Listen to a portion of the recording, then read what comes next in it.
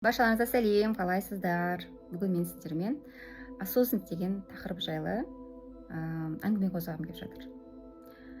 Жалпы кез келген адам енді даму керек екен, білім алу керек екен, өзімен жұмыс жасау керек екенін түсінеді, иә. Ә, Бұрынғыдай емес, мысалы СССР заманында адамдар көбінесе білімге емес, жұмысқа, еңбекқор болатын, иә. Көп ақшаң болу үшін, баю үшін пахать ету керек, көп жұмыс жасау керек деген жаңағы оймен өмір сүрді. Мышление ол уақытта сондай болды.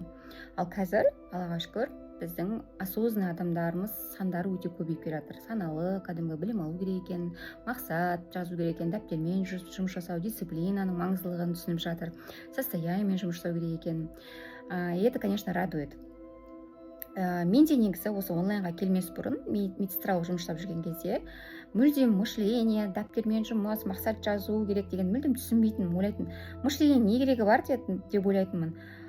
Клиенттермен жұмыс жасаймын, клиенттерге ақпарат беремін, болды. Зачем маған мышление? Не үшін мен жазамын? Не үшін мақсат жазу керек? Не жазғаны орындалып кете ма деген сияқты ойда болдым. И дәл қазір осы онлайнда 4 жыл уақыт аралығында өте көп нәрсе өзгерді өмірімде. Барлығы түбегейлі 180 градусқа өзгерді. Менің ішкі жан дүниемнен бастап ой өрісім, бүкіл материалдық жағдайым, мақсат, арман барлығына қол жеткіздім, Аллаға шүкір. Бірақ именно за счет того, что мен мышлениемен жұмыс жасадым. Мен реально ойланып бастадым да.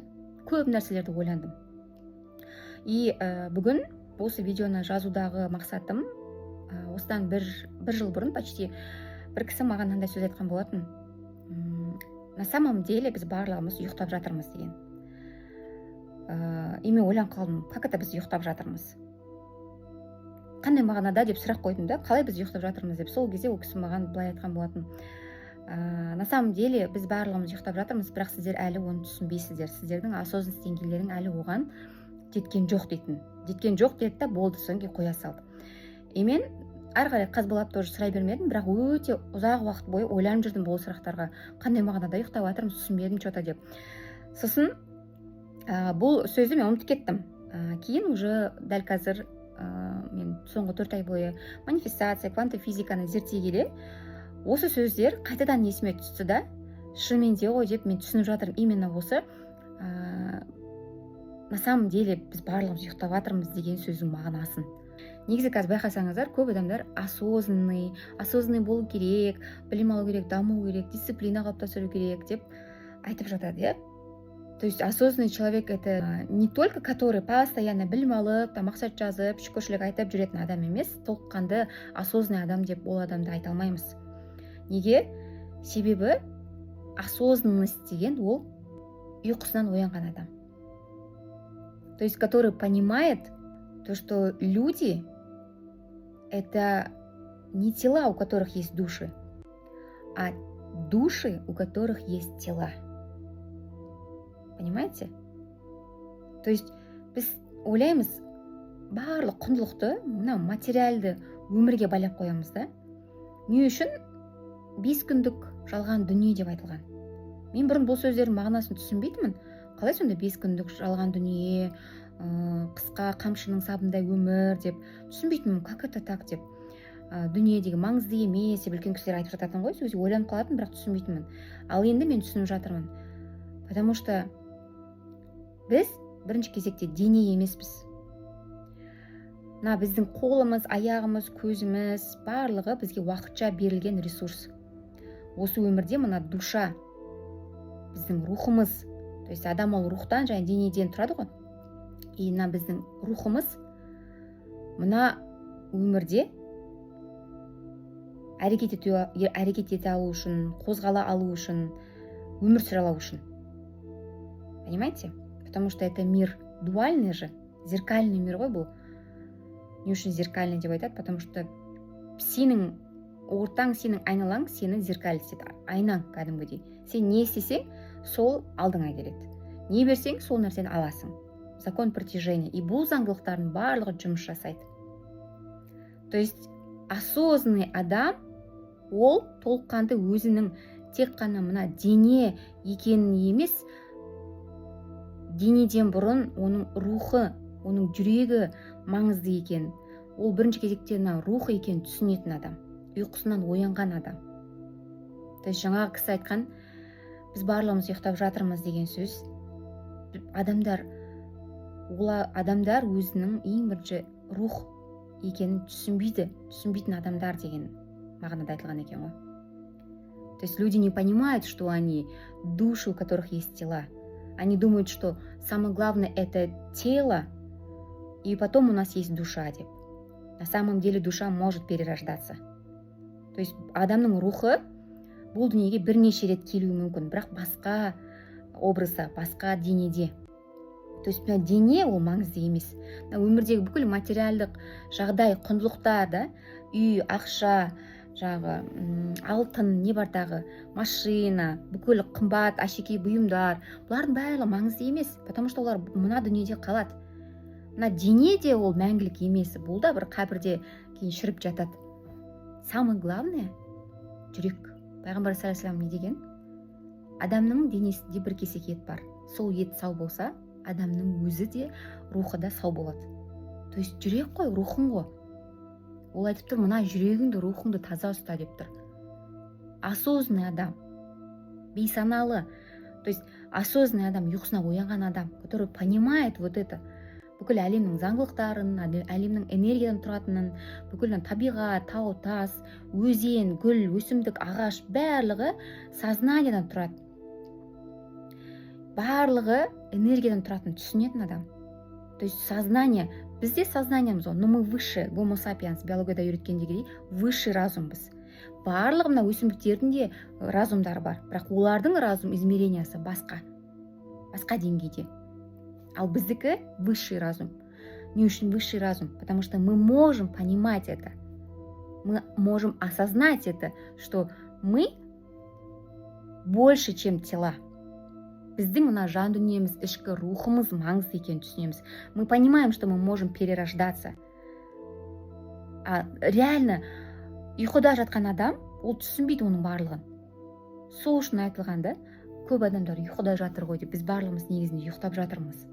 Ол түсінбейтін адам, да, ол ойлайды, мына дене маңызды, мақсатың қандай десе, үй алғым келеді, машина алғым келеді, там көп ақшам болса екен, болды. Басқа мақсаты жоқ, да, потому что он не понимает, что в жизни есть намного больше, чем вот эти деньги, дома, машины. Есть мақсатың одан да жоғары, биік болуын түсінетін адам, бұл оянған адам.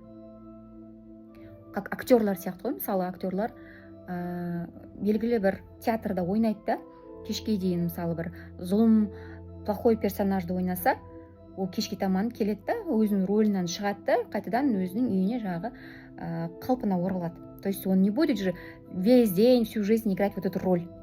Жауыздың рөлін ойнап жүрмейді ғой, потому что это просто его роль. То есть осознанный адам, он понимает вот это, что жизнь это временное. Мына тело временное, вот это все. Да, самое главное жүрек екенін түсінеді.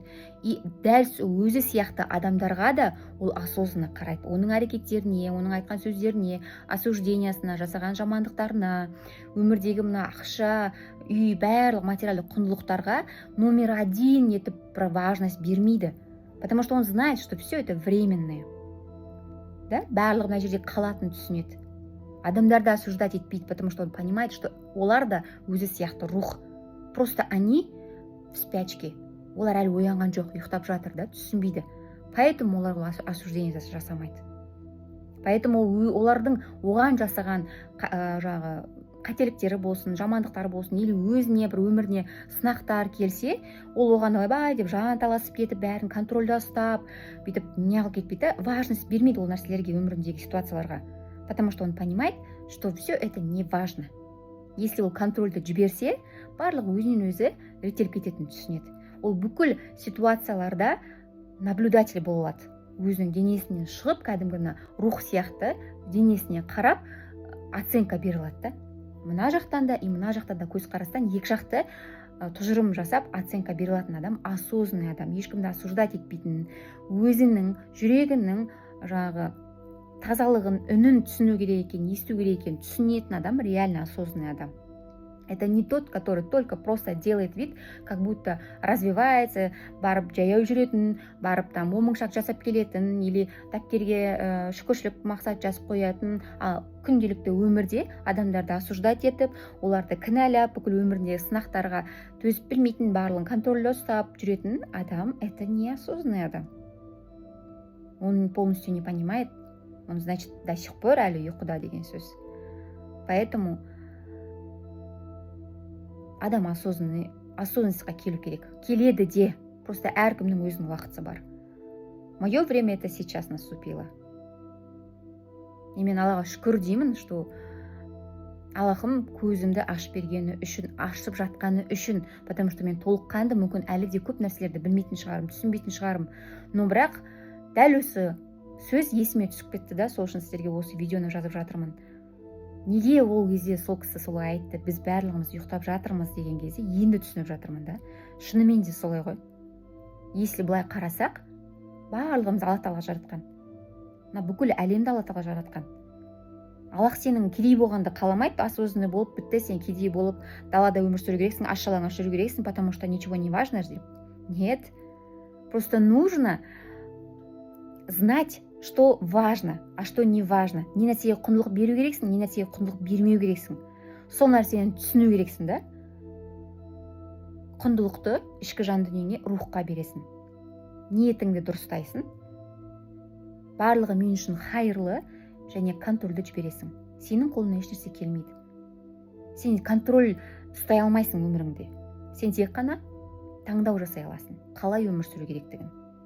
Осознанно или неосознанно. Сен таңдау жасайсың. Ұйықтап до конца өмір сүре бересің бе, өмірің соңына дейін құндылық ақша деп. Әлде сен ұйқына оянып, реально өзің өміріңе, айналадағы адамдарға кәдімгі зритель, наблюдатель ретінде қарап, ешкімді осуждать етпей, кінәламай, өміріңді қалай бар солай қабылдай алатын адамсың ба? Сен ұйқыңнан оянған адамсың ба? Просто таңдау жасайсың.